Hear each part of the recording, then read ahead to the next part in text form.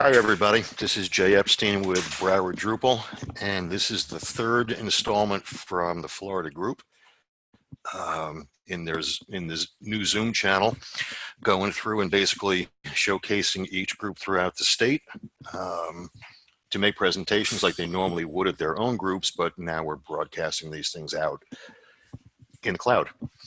So, Broward Drupal. For this month, we're going to be talking about Relativity for Drupal camps, which basically is a starter solution for camp organizers to be able to have a tool to rapidly spin up Drupal camp websites with the most minimal of information available. So in the past, I've done quite a number of camp builds for different camps, and it really wound up being a all or nothing, where you had all the information, you launched the site. If you didn't have all the information, you really couldn't do much except maybe launch a splash page. So the group got together and we came up with a solution. Before I even get into it, I just want to let everyone know it's not done. The back end, if I had to put a percentage rating, I'd say we're about 90% of the way there. There really is no front end on it. We're still kind of hashing through what that's going to do, whether it's going to be headless or we're going to give options. We're not really sure. So I'm going to go through a quick presentation, just some slides, and then we'll open up the actual demo site. We'll take a look at that, pick it apart. I'll go through some of the logic on how it works.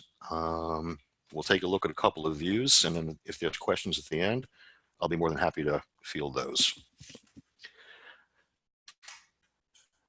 Okay, so here's what we're going to go through.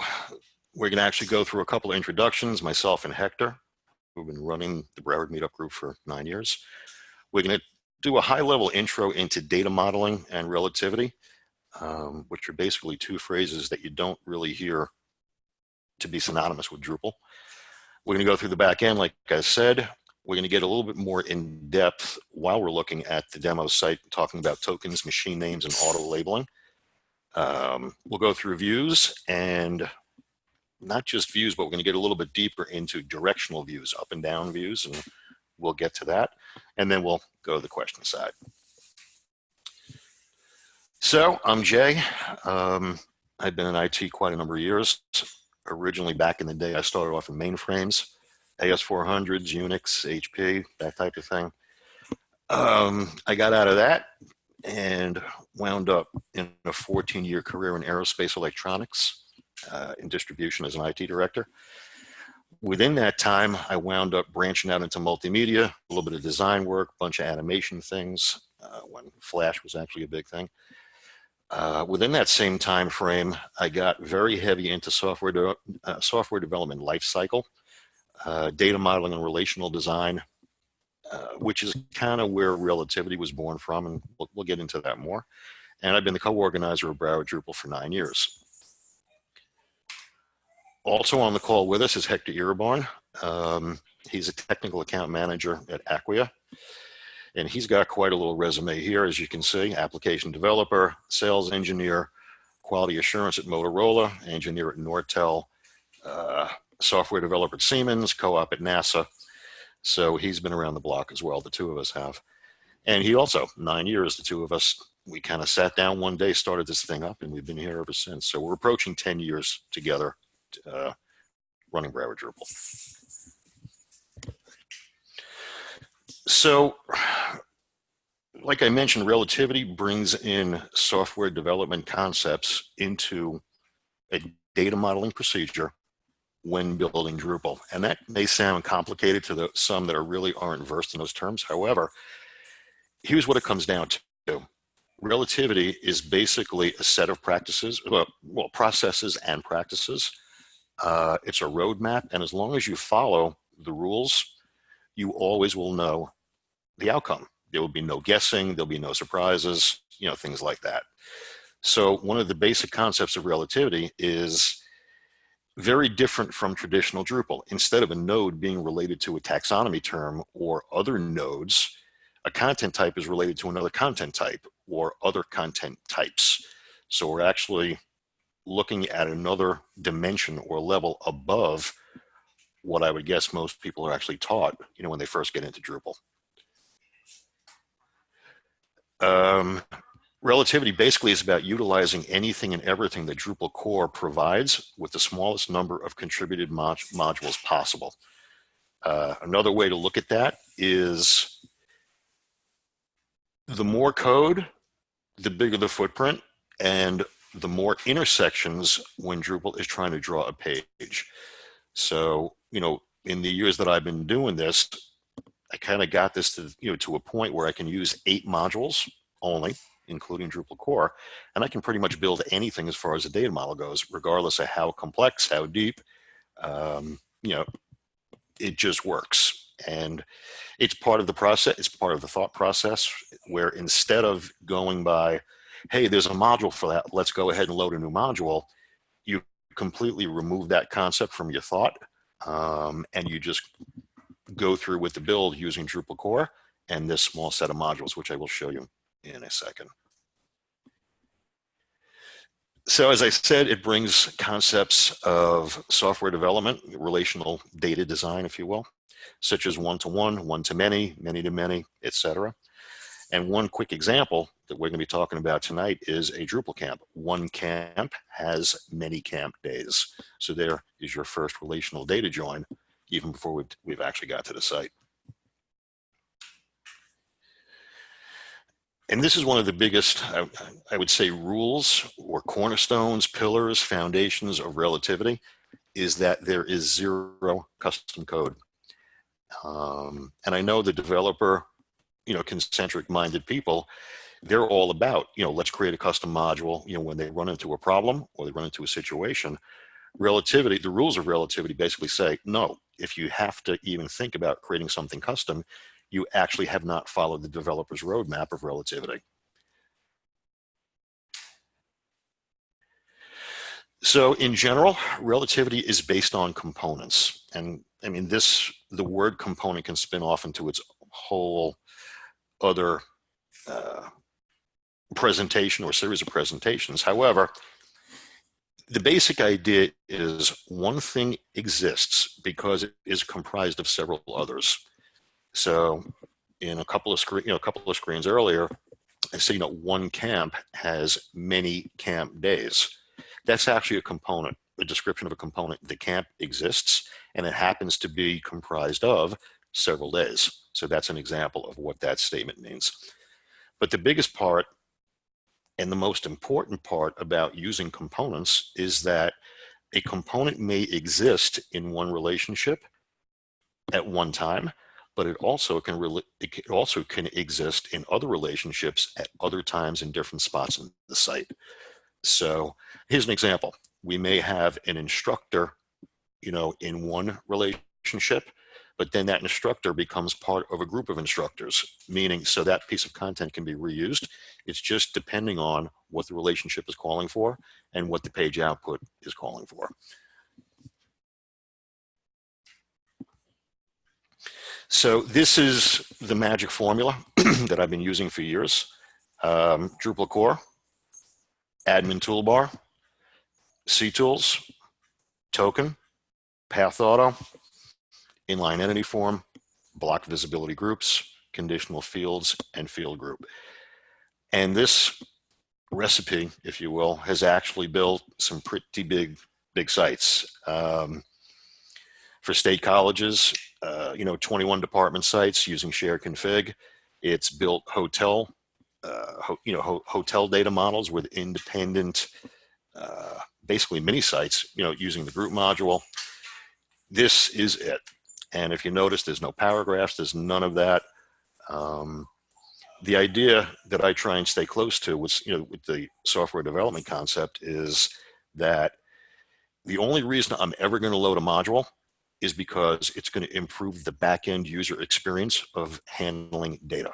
That's really the driving factor of when I decide to load a module. And over the years, as I said, this formula really pretty much fits the bill for everything. So with that, let's shut that down. I'm going to take you to my website where I started writing a little bit about relativity, some of the rules, some of the nuances, some things I've just covered, some things I haven't, but when you do land on /relativity, there's a little menu here, or you can step through each of these links and it'll take you through some of the things we talked about and actually maybe elaborate a little bit further on some things. Hang on one sec, guys.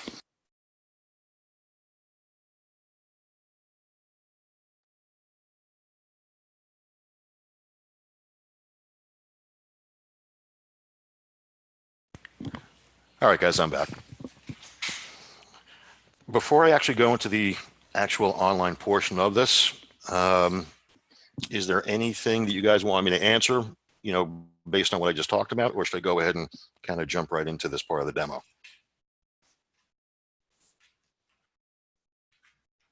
All right, looks like chat is quiet. Okay. So, as I said earlier, there really isn't much of a front end on here because we really haven't decided what we're going to do with it. Is there going to be a front end? Will it be headless? Will it be progressive? We're just not sure what direction we're going there. So I didn't really put much time or effort into a front end here. But let's take a look at what a single node can actually do for us. So we're on the front page of the site, and we have some days. We have some calls to action. We have several featured speakers, including their bio information. We have a little bit of a write-up here. We have a proposed session, and we can put as many as we choose, where we can filter.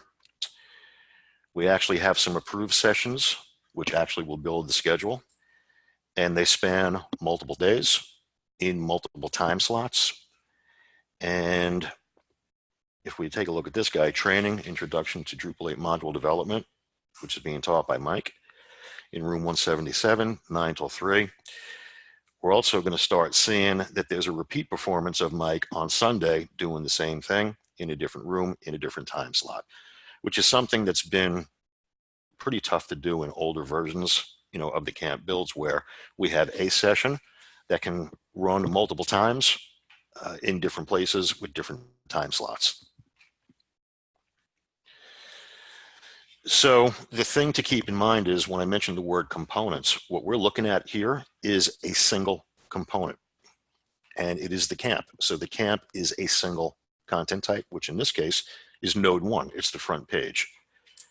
But if we take a look at what I was mentioning before, as far as components being comprised of other components, if we edit the camp node,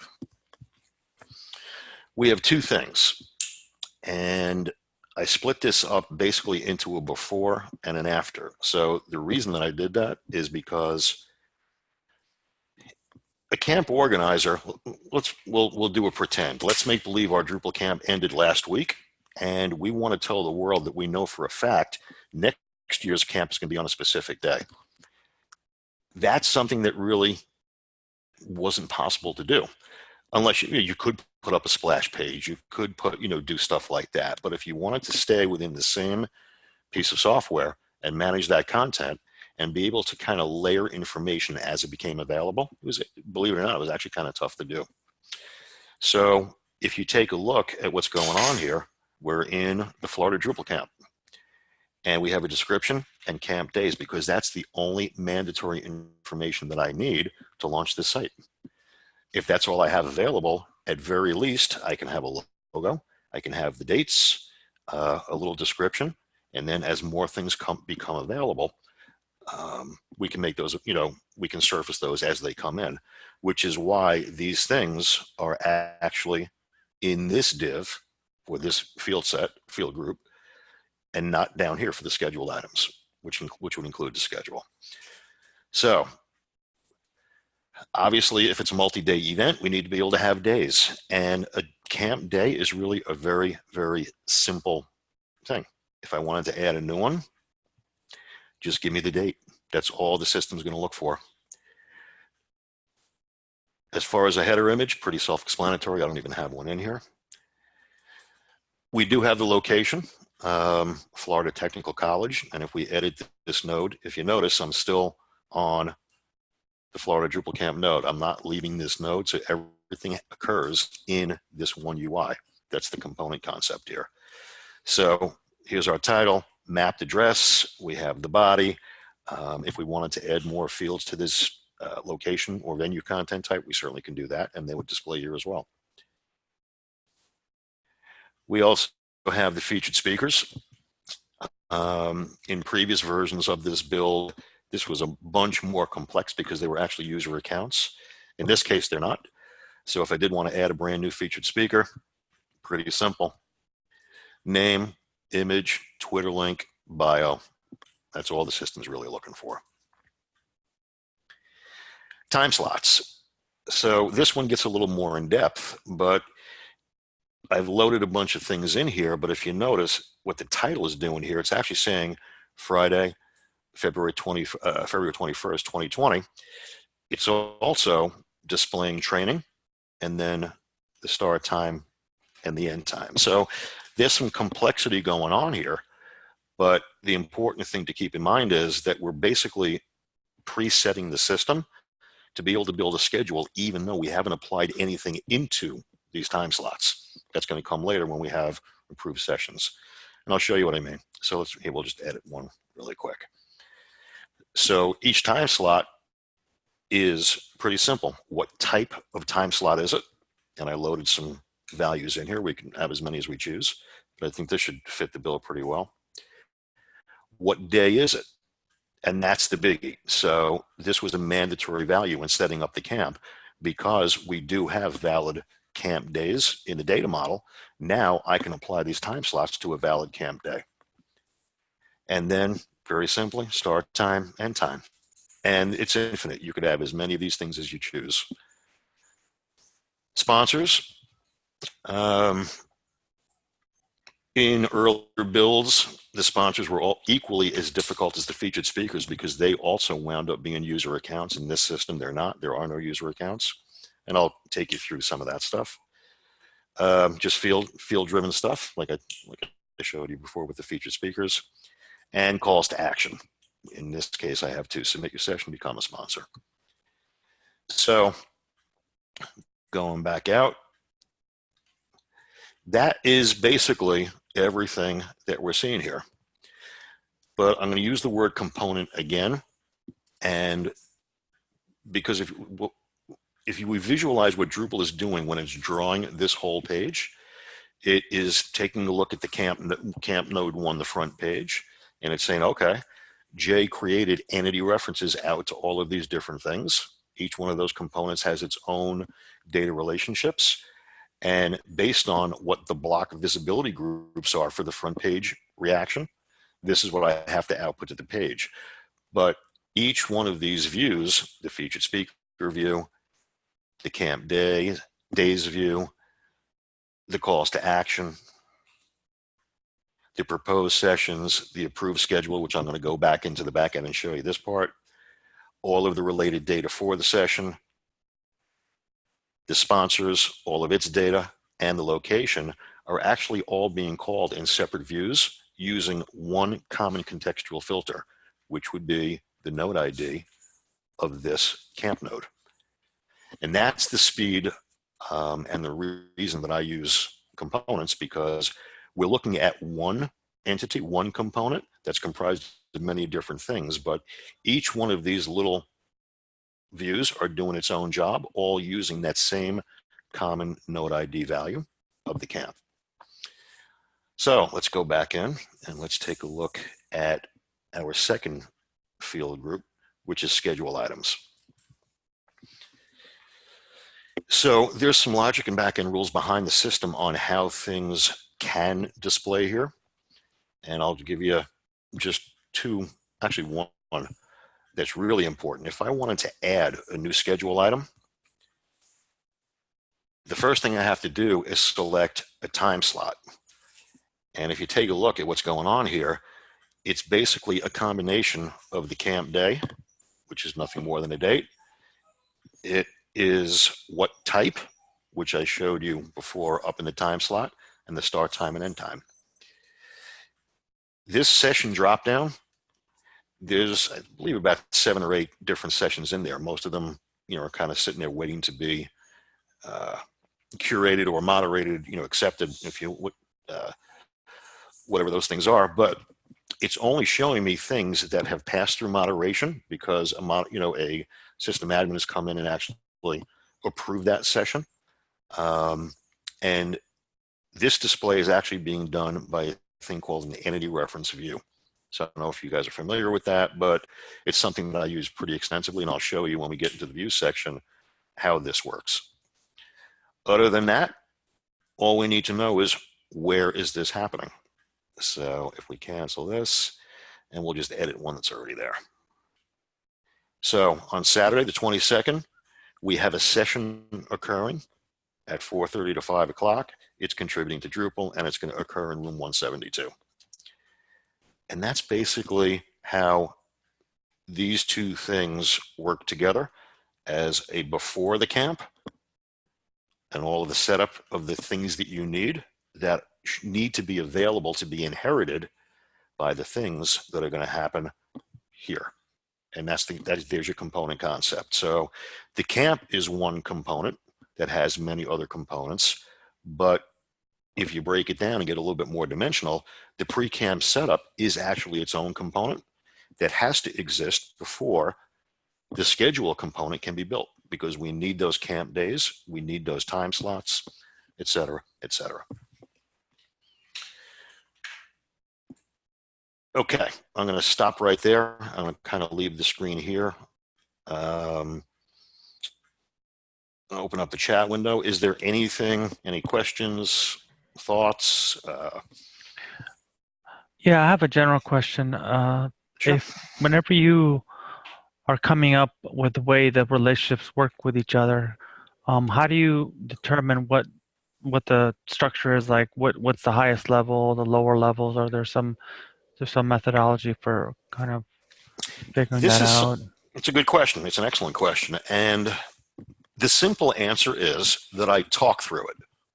I literally will sit there and have a conversation with myself where I'm going to define the master purpose of the site, and then I'm going to define the additives of how I'm going to solve the solution. So if we're talking about the Drupal camp concept, so we have a problem that we need to solve. Camp organizers do not have a single go-to system where they can rapidly spin up Drupal camp sites.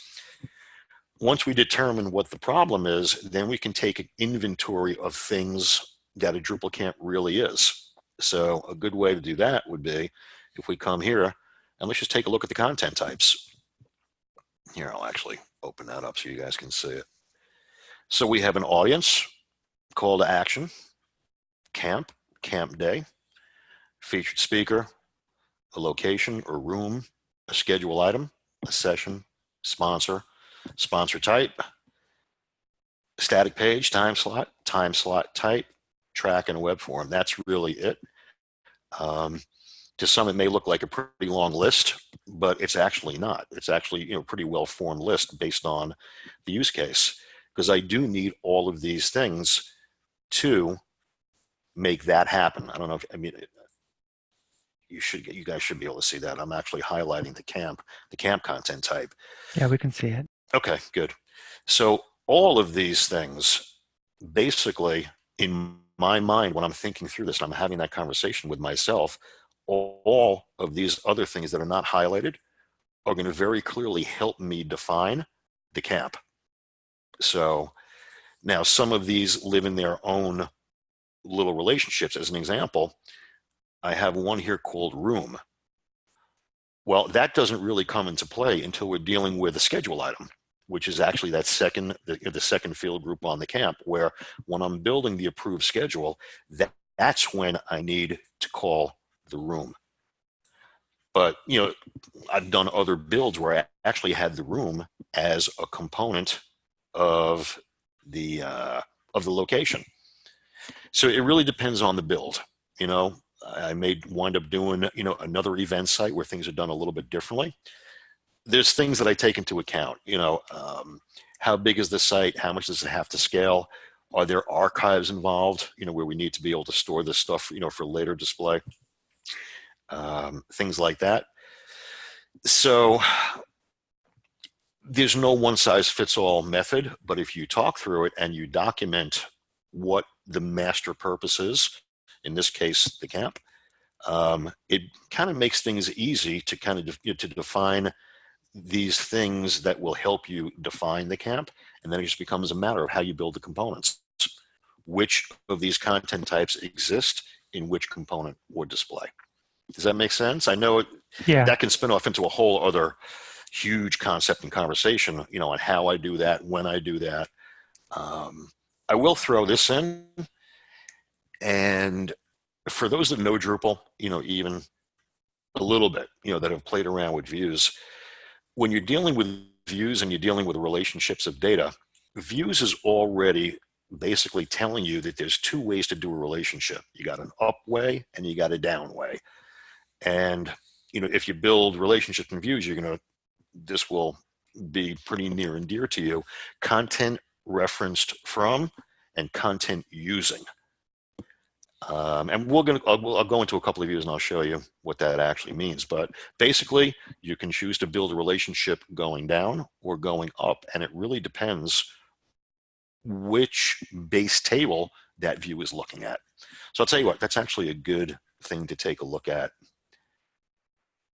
while we're here on that concept. If we take a look at approved sessions and schedule, and like I mentioned before, an approved session cannot be added to this schedule unless it's passed through moderation.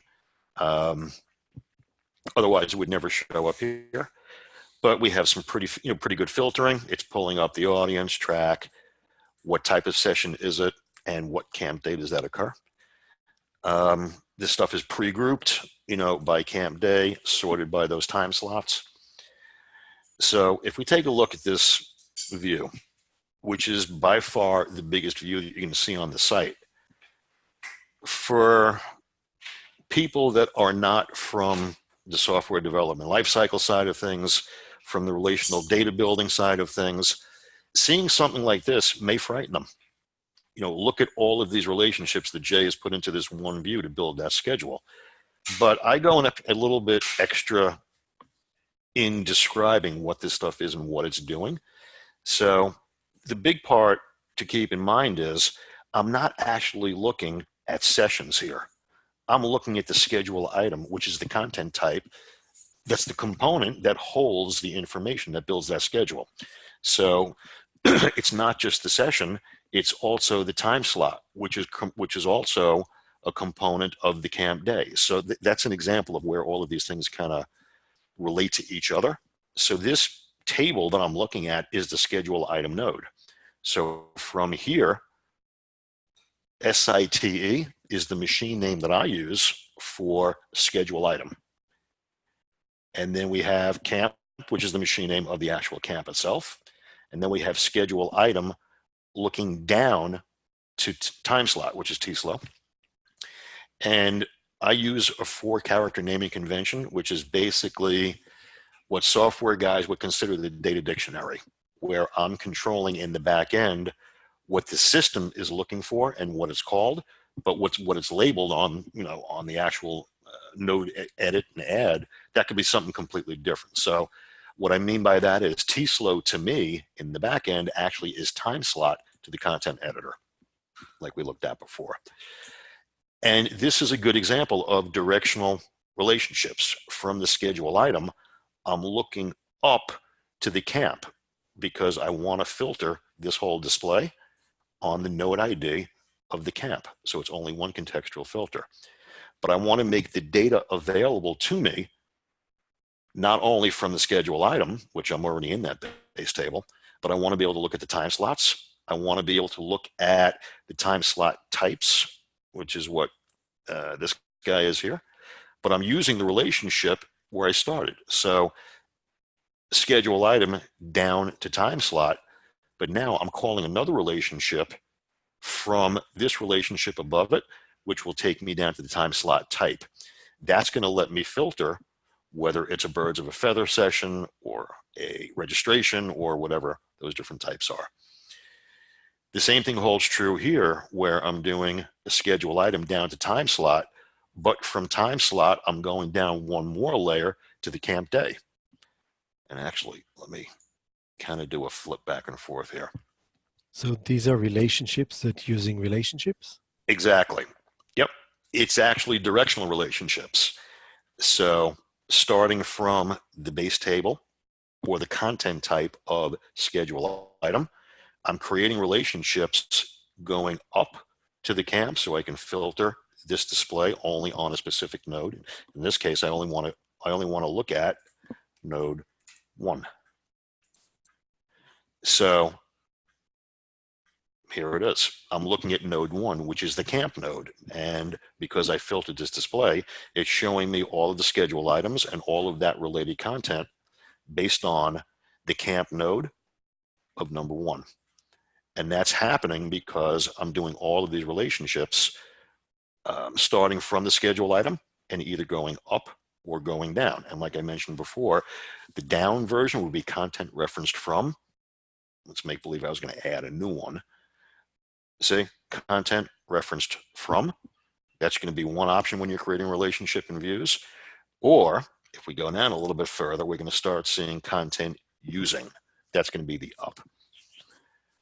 So when I create these relationships, instead of leaving it, by default for what views wants to put in there, I actually reiterate the data dictionary machine name that the system knows it as. So SIT is schedule item. Camp is the actual camp node. Time slot is tslow. Time slot type is tsty. CDay is actually camp day. Ses is session. Audi or Audi is the audience, and track is track. I just use these 4 character ways to do this. But the cool thing to see, some guys may be looking to say, wow, that's a lot of relationships to ask views to do. It's really not. It's actually not a lot of relationships at all. And when you look at the query, it looks like there's a whole ton of stuff going on here because of all of these joins. And that's a result of what I'm doing here. But the big thing to look at is, okay, how long did it actually take to draw out this information as far as Drupal is concerned? And we know that there's 1,000 milliseconds in 1 second. So if you take a look at that, the query build time is 24 milliseconds. So we're talking fractions, like literally very small fractions of a second. Same thing holds true here. The actual execute time, 3 milliseconds. And even here, this big number, 68 milliseconds. Well, it's like I said before, 1,000 milliseconds equals 1 second. Here we're dealing with 68.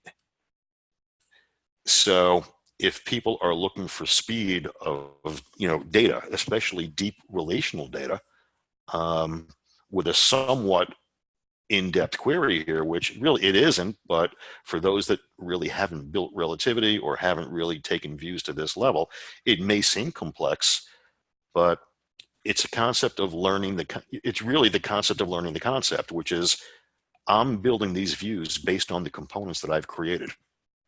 And I'm querying these components in specific order, but I'm only using the node ID of its parent component, which is the camp. So whatever view is occurring on this page, whether it be the camp days, whether it be the calls to action, whether it be the featured speakers, whether it be proposed sessions, approved sessions, sponsors, and location, every single one of these views exists to do one job only. So it's not one view doing many things. It's many views doing one thing.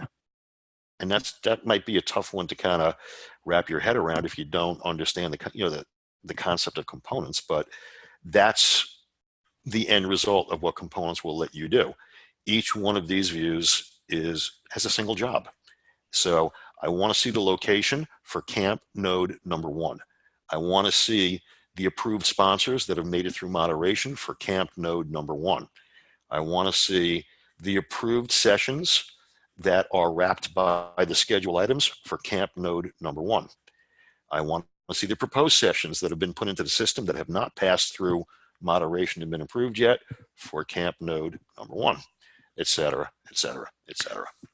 You're loading all these into the main content area, but you could probably put it into different blocks on that page, right? If you wanted to. It really depends on the theme, how things are laid out. There's different regions in this theme. This is adaptive theme, but I spent maybe, I don't know, 2 minutes to just kind of separate these things a little bit. But these things are controlled with one of those core modules that I use as a go-to, which is called block visibility groups. And what that lets you do, so if you're familiar with Drupal 7, this is what context used to do in Drupal 7. It would allow you to take a block and put it in a specific place at a specific time where you can control what the logic is. So for the front page, this is what I have. And here's my regions in the theme. And here's some of the blocks that are happening here. So proposed sessions, schedules, sponsor list, location, etc.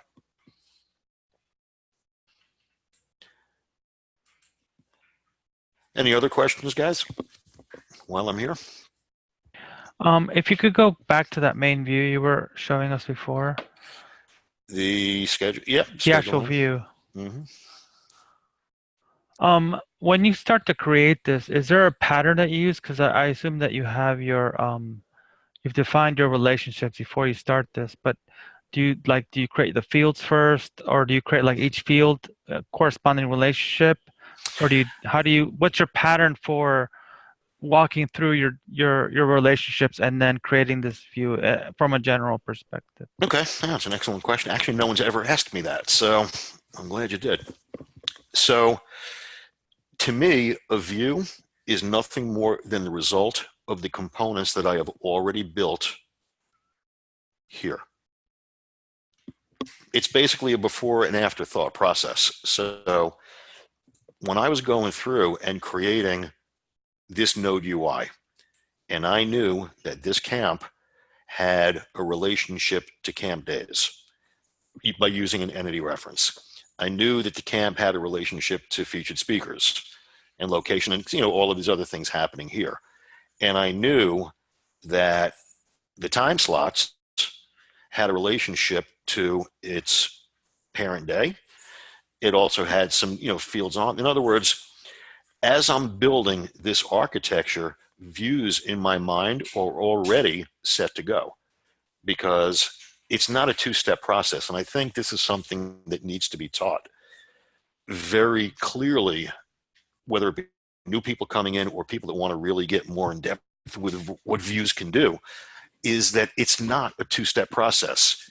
Your data modeling and your node handling should be a one-step process, because that's how you basically know that when you get to this point, your system is solid.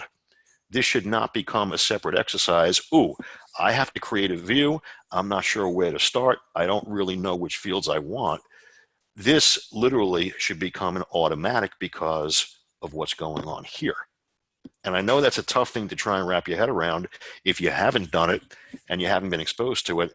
And unfortunately, due to time, we just don't have a lot of time for me to go into basically doing a build from scratch, even with two content types. And, maybe that would be a good session to do at some point later down the line, where I can actually do that right in front of everyone, and have it be recorded where this stuff actually happens. But to answer your question, when I create a view, I already know that I'm beginning that view with schedule item.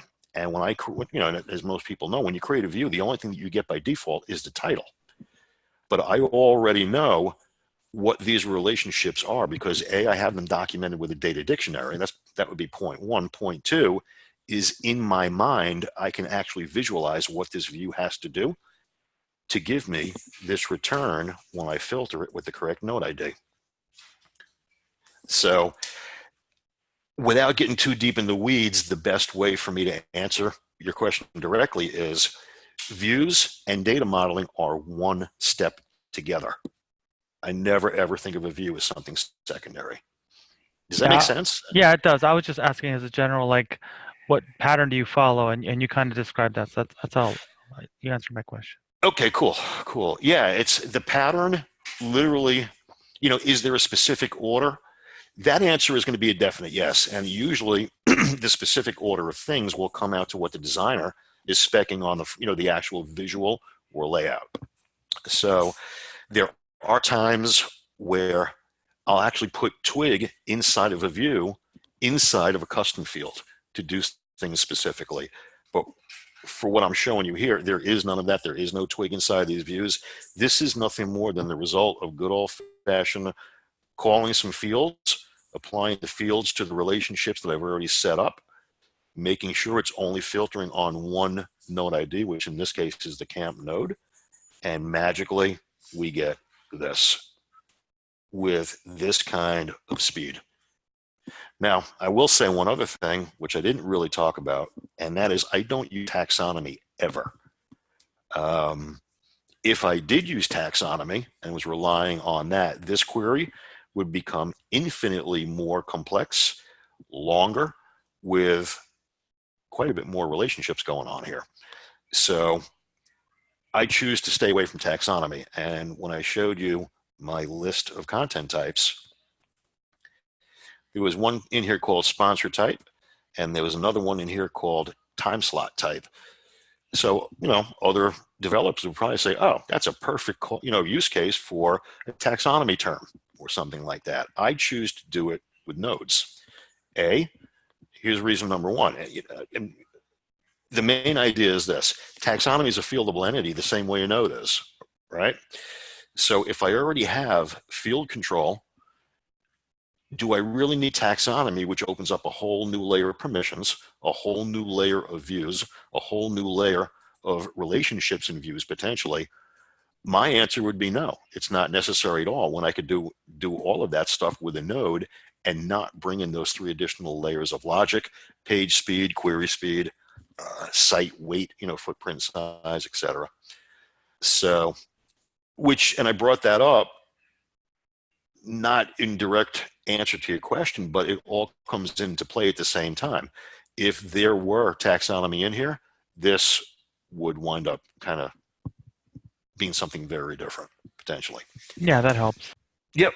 So anyone else have any thoughts or questions so far?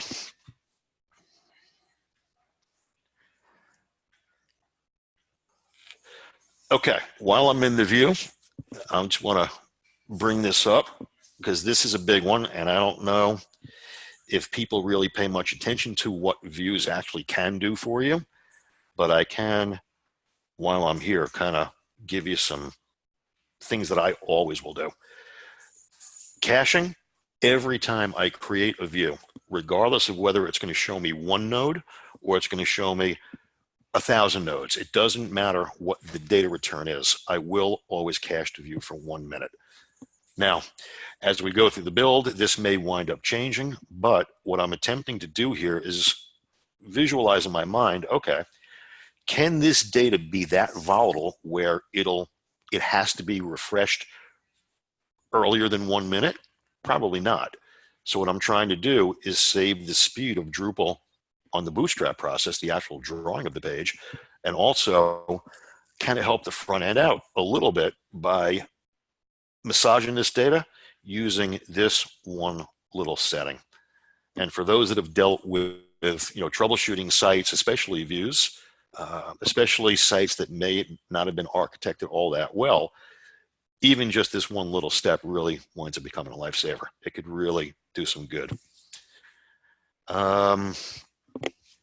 Let's see. There is a couple of other things while I'm here, kind of taking a look at the back end based on the content types. And let's look at it this way. So if we edit in our pre-camp setup here, and we go to these time slots, if I was going to add a brand new one, there's one thing that's really important to notice. There's no title here. And you're going to see me do that a lot, especially when I'm doing component building. what I'm doing is I'm using a module called auto entity label that is actually taking these field values and building the title, but you never see it because we don't need to display it anywhere, except when we get down to here in this situation. So if I was going to create a time slot called sprint, and it's on camp day number 1, and it's going to be 11 o'clock a.m., and it's going to end at 12 o'clock p.m. Yeah, we'll put that on Sunday. Doesn't really matter. And I create that. Again, there is no title. It's there, and here it is way down on the bottom. But if you see how it just kind of took that string, now I'm actually looking at the node title here. So you didn't give me anything for the node title, but the system built it automatically based on that beautiful little module, auto entity label. And it comes into play when you start coming down here and dealing with schedule items. So now that these things exist, where is my sprint? Oh, I have to save this node first. That's something I'm going to wind up having to fix. What I was looking to do is see if I can make this become available down here. But because I've added a new time slot here, I actually have to save the camp node. So what I really need is an Ajax refresh there.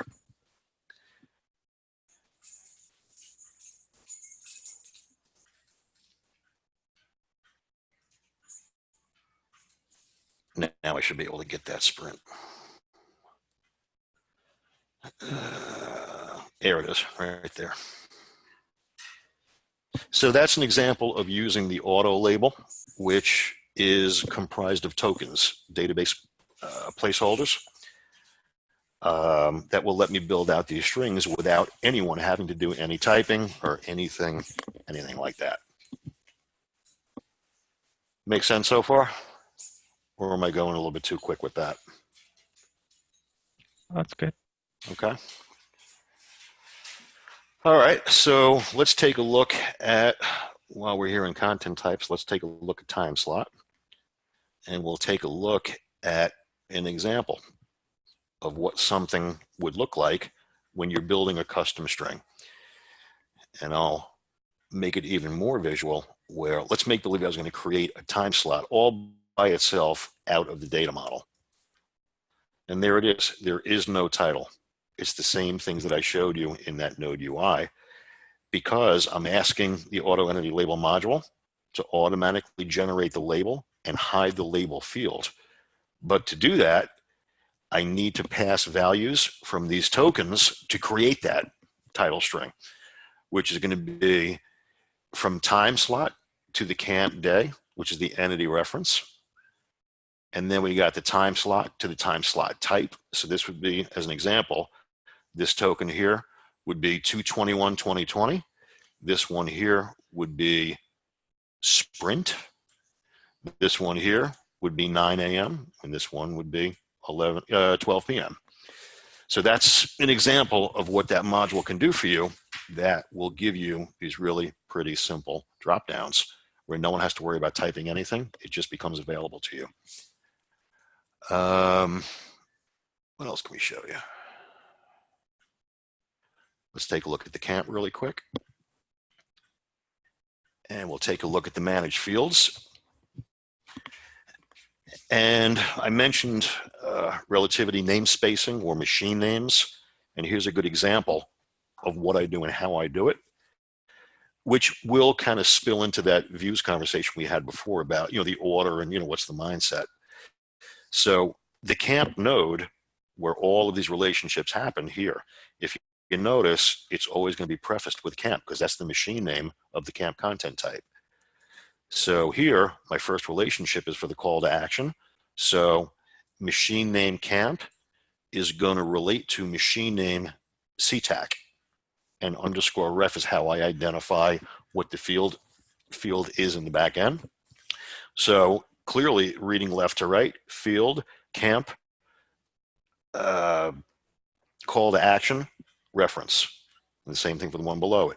Camp day, reference, camp featured speaker reference, camp header image, camp location reference, camp site, which is the schedule item, camp site reference.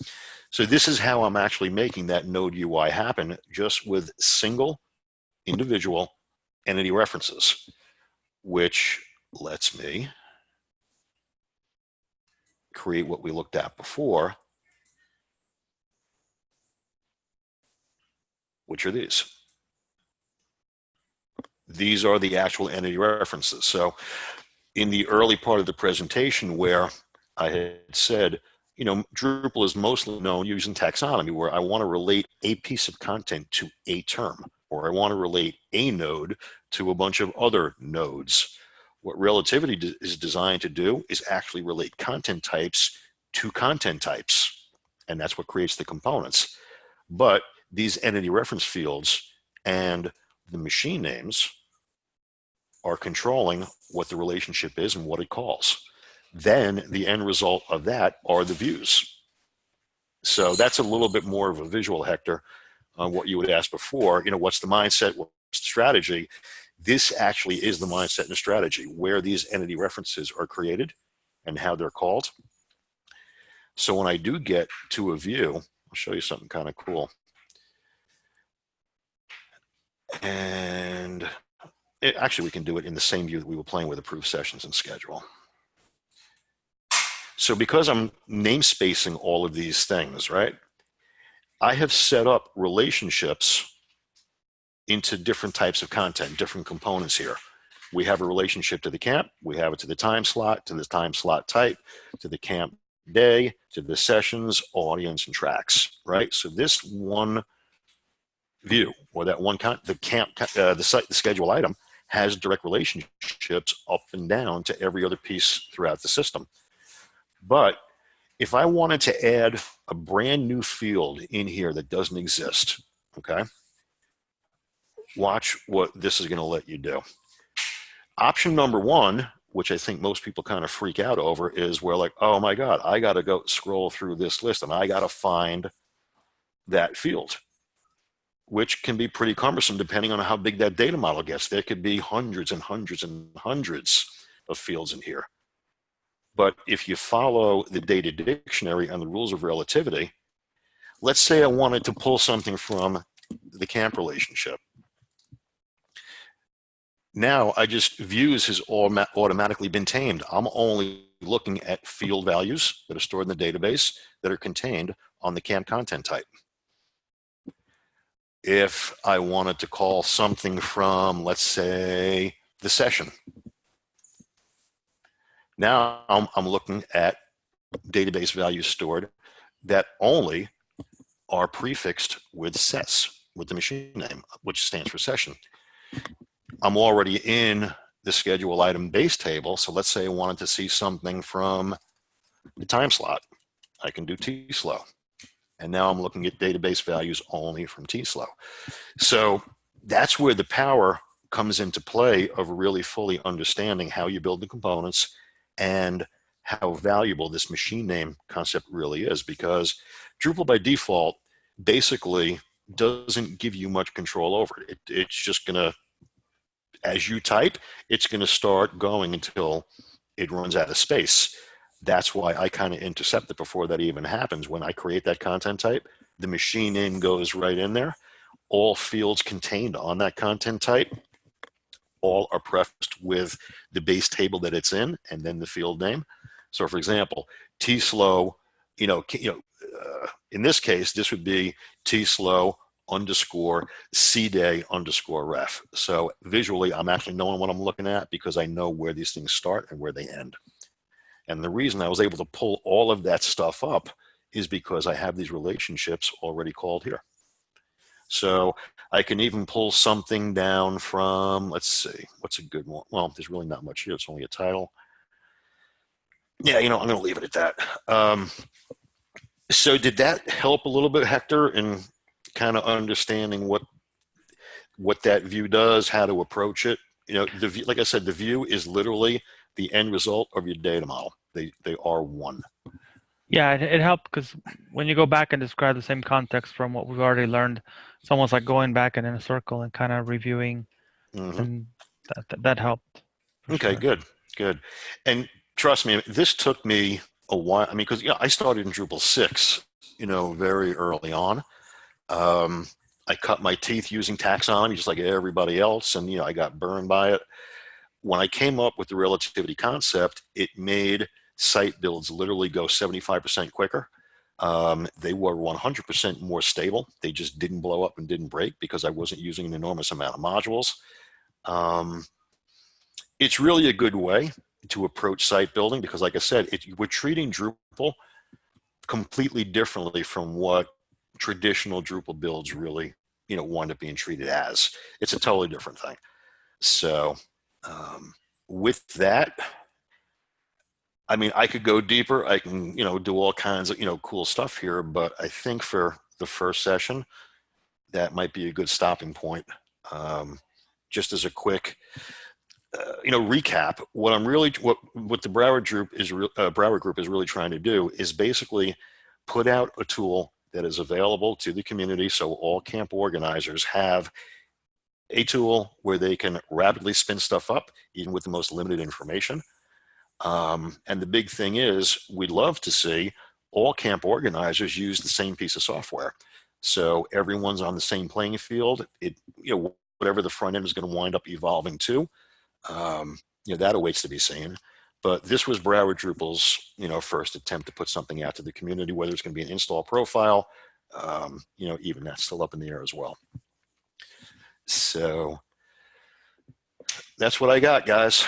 Is there any other questions or thoughts before I stop the recording? All right, I think we're good. Well, for anyone that's listened or will be listening, I appreciate your time. I know I went through a lot of this stuff pretty quick. I hope you found some value, and I hope we're going to do many more of these sessions.